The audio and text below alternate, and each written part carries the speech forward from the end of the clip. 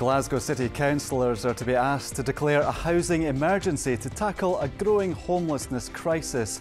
The ruling SNP administration said the move is in reaction to the UK Home Office's rush to clear a backlog of asylum claims which could lead to 1,500 refugees urgently needing somewhere to live. Well, the council's homelessness convener Allan Casey joined us in the studio. Allan Casey, what does it mean in practical terms to declare a housing emergency? First and foremost, I think we need to recognise that we have an issue, and that's why we are taking that declaration forward tomorrow. Hopefully we can get cross-party agreement in doing that. In terms of practicalities, we need to be able to, I suppose, reflect the situation that we're in and act as if we are in an emergency and take the appropriate actions that are needed to address the concerns. But we don't have all of the tools at our disposal. We need to work with all agencies in the city and indeed both Scottish and UK governments to address the concerns that we have. So what are you looking for from them then? What are these practical things that an emergency would change? So obviously the UK government are fast-tracking asylum decisions, which is going to have huge consequences in terms of the number of people who are going to be accessing our homelessness services before the end of this year. So we're anticipating an additional 1,500 people who are potentially accessing our homelessness services. So first and foremost, we're asking the UK government to pause those plans and work with the council in a more managed and processed way. But we do need additional resource and funding to reflect the situation that we're in, because we are struggling as a local authority and austerity is causing some of these issues. So is it all down to the Home Office then, in your view? I think there's a mixture of instances in Glasgow that is related to this. We are obviously in the midst of a cost of living crisis. We've had the situation of the war in Ukraine, where we've had a number of people who have come into the city and we've offered accommodation to them. So there's a number of different things, pressures. There's been changes to Scottish legislation in terms of local connections. So where local authorities previously, if somebody came from a different local authority and came into Glasgow, we wouldn't have had a statutory responsibility. We now do. So it's a midst of different issues that are all happening at the same time that is giving us that pressure. But the Home Office is often criticised for having a backlog that's far too long. So doesn't it in some ways make sense for them to try and clear that as quickly as possible? Yeah, I mean, that's the failures of their system though. They've been keeping people gatekeeping people for a long period of time in Home Office accommodation, so they should have been making those decisions over the course of a number of years, but they've backlogged them and they've made sure that they've made it the case that there's so many people, and processing them all at the one time is going to cause significant pressures, and it's causing alarm to those people in that accommodation. And if there is no accommodation for them, what happens to the asylum seekers then? Because they are in the city at the moment, yeah? Yeah, so they're in Home Office accommodation at this point in time. So, as I say, we're asking the Home Office to pause that because they all are already in accommodation. Doing it in the midst of winter, when we know it's really, really cold outside, there is potential for people to be destitute. We're asking them to pause that. But as I say, if they're given status, it then becomes the council's responsibility. But they're doing it in such a way that it's not managed, and we don't have the resources effectively to be able to try and cope and manage that.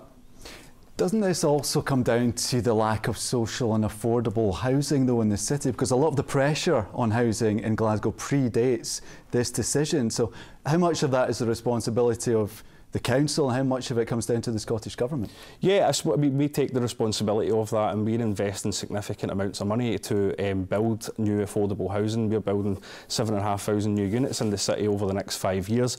We are ready to progress at pace to deliver more if more resourcing becomes available.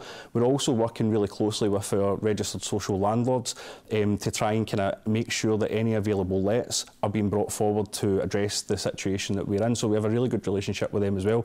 But absolutely, we need to deliver and at pace more affordable housing in the city. So have you been asking your SNP colleagues at Holyrood for more money to help you address that? Absolutely, and as I say, in terms of the motion that's going forward tomorrow at our City Administration Committee, it asks both governments to reflect the situation and provide the adequate resources that are required to really address the situation. And what response have you been getting from the Scottish Government when you approach them like that? Yeah, so obviously the Scottish Government's budget's coming up in the next couple of weeks, and we'll see what's been happening happening there. We've been having really good dialogue with the Housing Minister, and as I say, he's listening to the concerns that we're raising, but as I say, that needs to be backed up with additional resource, hopefully in the budget coming up. And at the moment, is the Scottish Government doing enough in your view? Well, they have been given us sort of record funding in terms of delivering new social housing, but as I say, as the pressures grow, we absolutely need to deliver more at pace, and as I say, we are more than happy to work with Scottish Government to try and deliver that. In terms of the emergency itself, Edinburgh has already declared an emergency. What has that achieved? Well, colleagues in Edinburgh only declared that a couple of weeks ago, and as I say, obviously they have been making the case similar to Glasgow, and this isn't a situation unique to Glasgow, it's not unique to Edinburgh or indeed Scotland. It's happening up and down the UK, so it's something that we absolutely need to try and kind of highlight and address, and as I say, we are already taking forward additional plans to try and address the situation in Glasgow. OK, Councillor Allan Casey, thanks for joining us on Scotland Tonight. Thank you very much.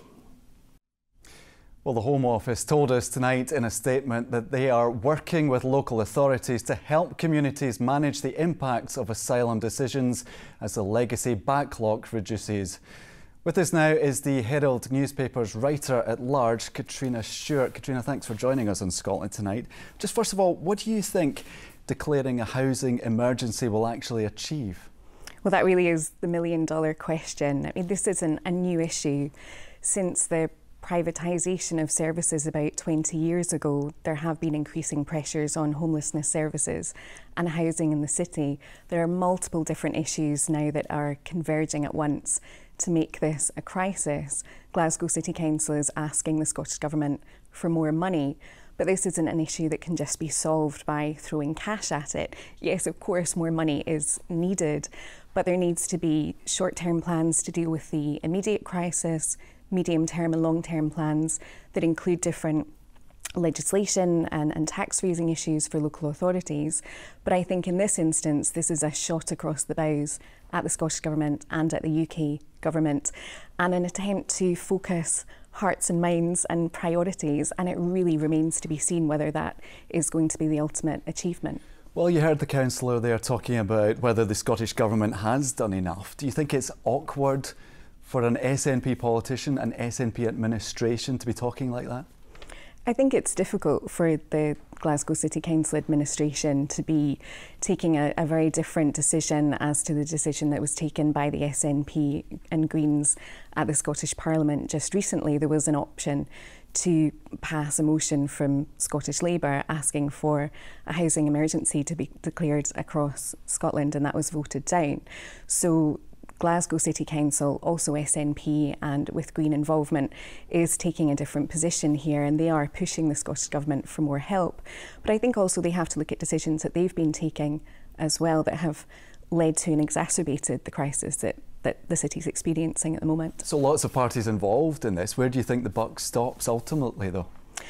I think there are issues from each of the parties involved. I mean, ultimately, clearing the asylum backlog should be a positive thing. There are people who are living under extreme pressure, extreme uncertainty, and they need to know what's happening with their lives. So it should be a good thing that the backlog is being cleared, but that needs to come with support from the UK Government. It needs to come with Home Office additional funding and prioritising of specific needs. People are coming from out with Scotland to Glasgow to look for accommodation because Scotland has very robust homelessness legislation that ensures that people have a right to accommodation, and the Home Office should be cognisant of that.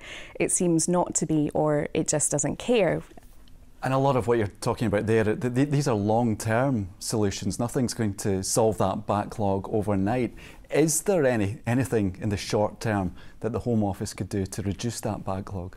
Again, it comes down to additional funding. Additional short-term lets would be preferable to having people in B&Bs or hotel accommodation, because that comes at huge increased costs for the local authority, and it's very difficult to claim back housing benefit for that as well, which makes things really difficult. But ultimately, we need to be building more houses, and we need to be doing it rapidly. And there is also the need, in amongst all of this, to be very aware of the tone of the debate. Absolutely. I think it would be very concerning if people on the right started to use this as a further way to demonise asylum seekers and people who are seeking refuge here. We've had a lot of really problematic rhetoric, particularly from Suella Braverman when she was Home Secretary, about invasions of migrants coming here. There's a lot of discussion at the moment about migration caps, whether legal or illegal migration, and we have to be very, very mindful not to demonise people. OK, we'll leave it there. Catriona Stewart, thank you very much for joining us on Scotland Tonight.